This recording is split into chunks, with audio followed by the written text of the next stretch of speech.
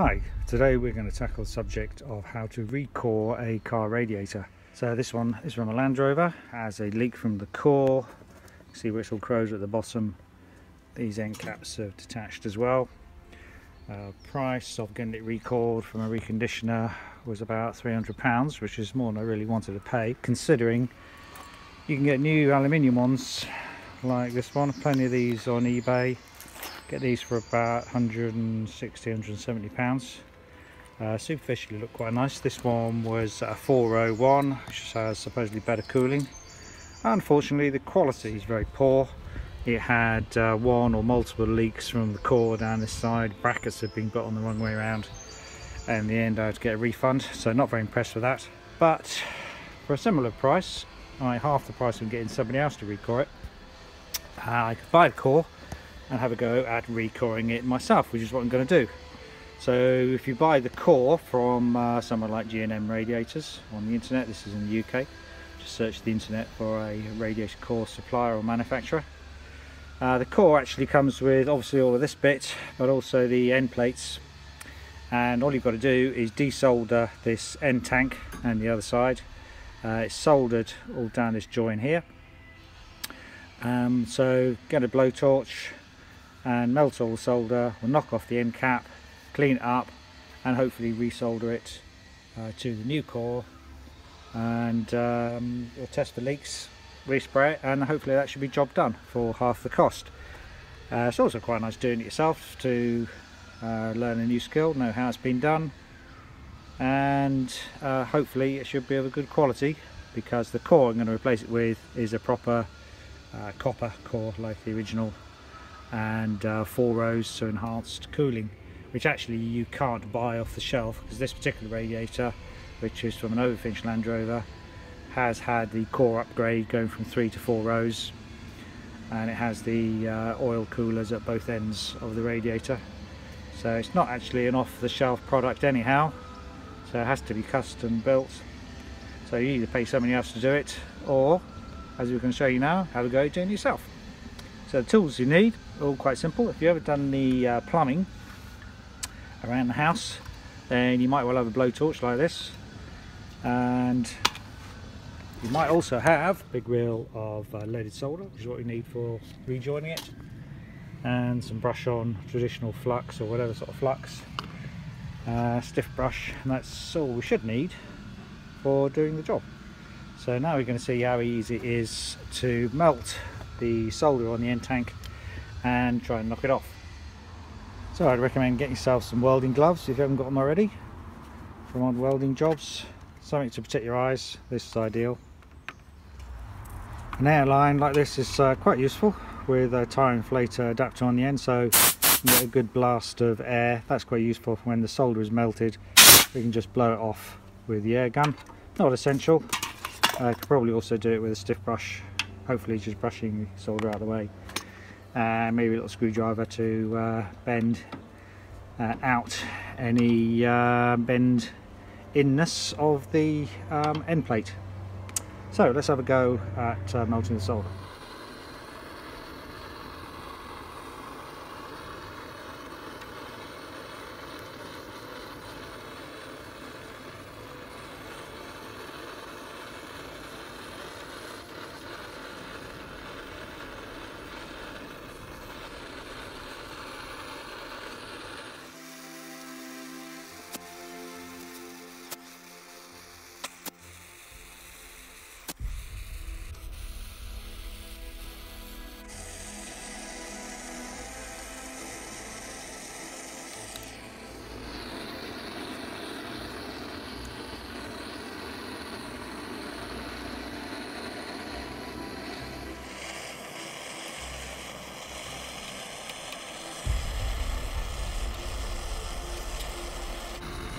So now we're starting to get down to the bottom of the tank, and you can see that you start to lever the end tank off as we're breaking the seal around the tank, so we just need to continue that going all the way around to the bottom.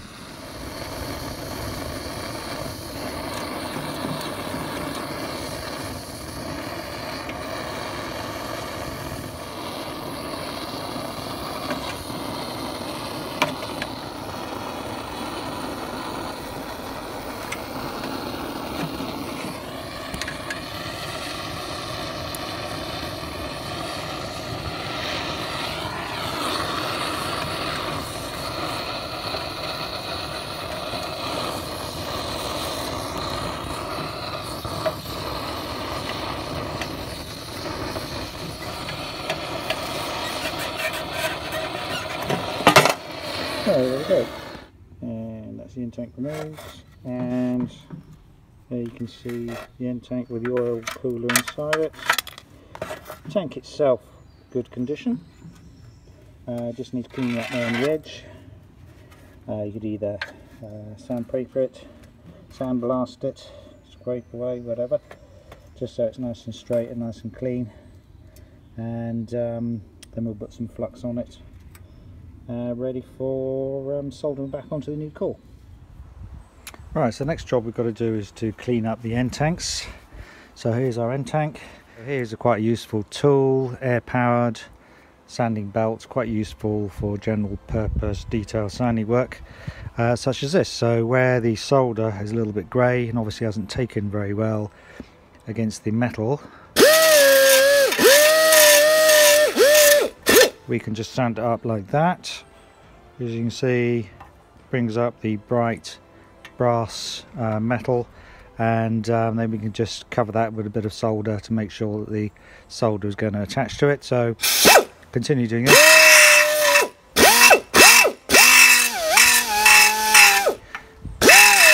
Can also take off some of the lumps of solder so it fits into the core easily. We'll do that all the way around. Reinforce some little bits that have broken or corroded off with a bit of backing brass, which I just happened to have a little bit that came off the old one on the ends. Use a bit where the solder has taken nicely onto it. Just cut a piece off and put it at the back. And need a pair of pliers just to straighten up the edges where they've got a little bit bent in the process of removing it. And then we'll tin it and get ready to refit it. While doing this sort of sanding, I should also wear a mask, at least something like this or better, to keep out the lead dust particles out of your lungs, which is I'm sure not good for you.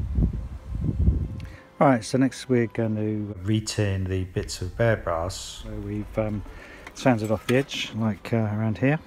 So we get our pot of flux, get a paintbrush, just wipe over where we need to tan it. See, I've done a little repair there already. And our blowtorch.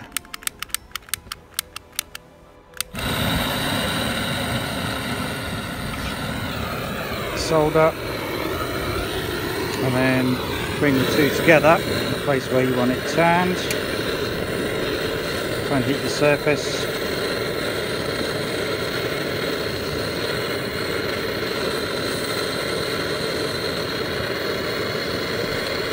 Just make sure the solder catches onto the brass, like so. Don't apply too much heat, such that the solder goes dry, and apply a little bit of flux on top of it as well, just to keep it nice and what's called wet looking solder.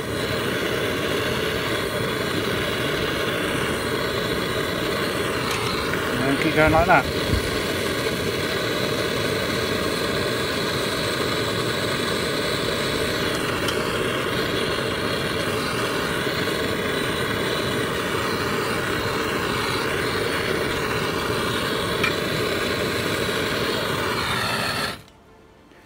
So that then gives us the secure knowledge that we know that the solder has taken onto the brass, so do that all the way around. And then when it comes to resoldering the tank onto the core, we know that at least the solder has bonded correctly onto the brass. So let's continue with a bit more tinning. I think the secret is to heat it and for 5-10 seconds, and then wipe the solder over it. Should be hot enough so the solder melts. Then give it a quick blast with the blowtorch such that the solder then completely melts onto the surface. And it should leave it with a bright, shiny tin finish. You don't want to heat it for too long, otherwise the solder will make what's called a dry joint. So let's try and show that. So it's quite nice and shiny. Make sure all the surface is covered.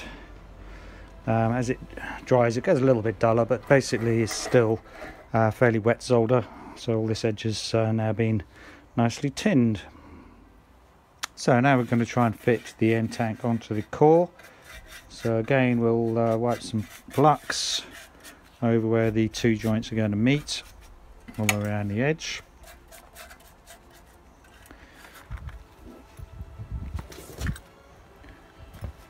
And we'll do the same with the core. This is the new core with a nice end plate on, already been tinned in solder all inside it.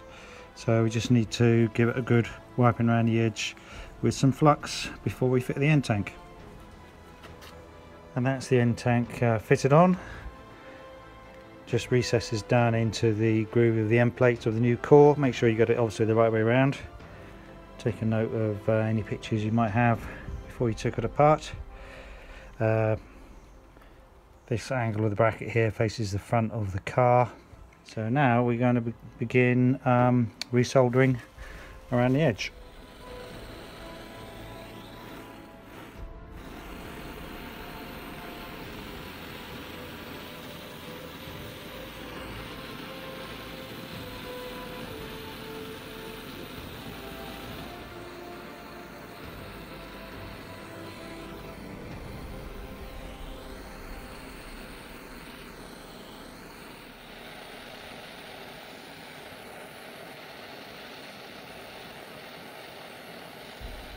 Alright, that's the sort of covering of solder that I think we need. So I need it quite, well, it's good to have it quite deep to make sure you've got a good seal and make it structurally quite strong. So sometimes you need to go over it a couple of times, and if needs be give it a wipe with the flux as well. But hopefully something like that should provide us with a good seal. So now we'll have a go at fitting the other end. Flux on both of the surfaces, and should drop down like that. One side might be a little bit sticky outy, so maybe a little bit of persuasion with a screwdriver might help, like that, just so it all pops in. Maybe give it a very gentle tap, make sure that it sounds like it's all sitting level and it visually looks okay before you start soldering again. So let's finish the other end. To note is make sure it's sitting level, because of course the molten solder will prefer to float downhill, so you might want to just put a few blocks under it or something to make sure it's sitting near enough level. Right, that's both sides soldered back on again. Solder sufficiently deep, I think. A bit of muck on there from leftover flux, so you've got a wire brush, give that a bit of a clean off if you want. If you're not too worried about it, don't worry. The important thing to look for is to check that the solder has really taken onto both edges and there's no sort of visible gaps. Proof of the pudding, of course, is going to be in our leak test that we need to do shortly. May not be the neatest job out there, and for you professionals that do it day in day out, I'm sure you're going to say looks rubbish, but proof, as I say, proof of the pudding is in the leak test. Structurally it should be strong enough, and I reckon that should be good for no leaks. We'll just give that a little bit of a spray up as well, and if you need to go over it again you can do so. After about 5 or 10 minutes then most of the tank has cooled down a bit, so you can easily get a little top up piece of lead on there that will stick to the top without melting all the way through to build up the depth of the solder, like so. And so that's the radiator finished. Quick little respray just on various parts of it. Good enough quality for myself. Most of it's invisible in the car anyhow. Probably if you're doing it for somebody else, you probably want to strip down the paint on the end tanks and respray it a little bit better. But I think the quality of the seal should be good enough. Lots of pretty thick solder on there. And so the next job is to refit all of the fittings the water temperature sensors on here to make a watertight seal. These don't have to be sealed up. These are the connections for the oil coolers. They don't have to be sealed up for doing the leak test. Some of the over here, these don't. This one does. This is the customization that's on this particular radiator. It's just another temperature sensor, and that's another oil cooler connection. These are water connections. Depending on how much you fill up the tank, you could either block those off or just connect some short tubes for a small height so you can fill the tank up with fill the radiator up with water. So that's the next job. Fit the temperature sensors, do the leak test, refit the adapters onto the oil coolers, and then after that refit it in the car. Right then, so we've done the leak test, filled up the water, got some temporary tubes, anything that you can arrange just to block those hose connections. Raise this one up a little bit as well so you can fill up the whole tank. Similarly, these ones just blocked off. Fill up the water and check for any leaks, and no leaks, which is good. Now it's time to fit it back in the car. It'd be nice to do a pressure test on it, but of course when it's actually in the car's warmed up, it'll be up to pressure, and that does do another test of it as well. The previous radiator, the new one that I bought, did have a leak in the core. Just doing this sort of test, filling up the water, was enough to show the leak quite clearly with constant drips coming out. But if you leave it a little while, check underneath for any water droplets, and so far so good.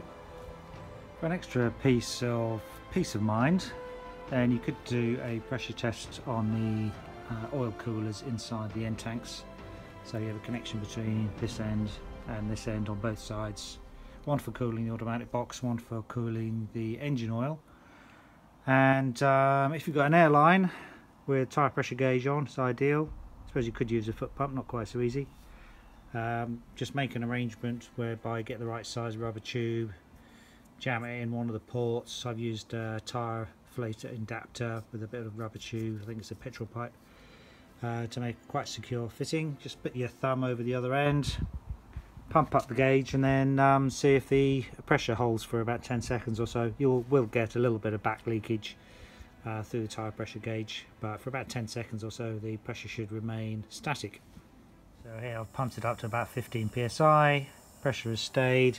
It's easy enough just to keep your thumb over the end and the tube just jammed in, stays in place.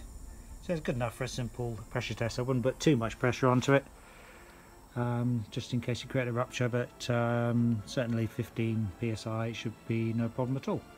If you're going to try and pressure test the main water core, be very careful you don't apply too much pressure. I made that mistake before, which is why I've just gone for the water leak test this time. Previously, even though I thought I had 10 or 15 psi, must have been a burst of pressure, and these core tubes, being very fragile, are very susceptible to pressure, overpressure, and they actually expanded and popped off the end plates. So just be careful of that. So that's it all reassembled again, and that's the radiator all fitted back in the car. Ran the engine up. Haven't got the electric fans fitted yet. Makes it a little bit easier for checking for any leaks. So just ran it till it got to normal temperature and didn't go any further. Obviously it would overheat without the electric fans. Got no leaks and should be all good to go. Okay, that's how to recore a radiator. Thanks for watching. Bye.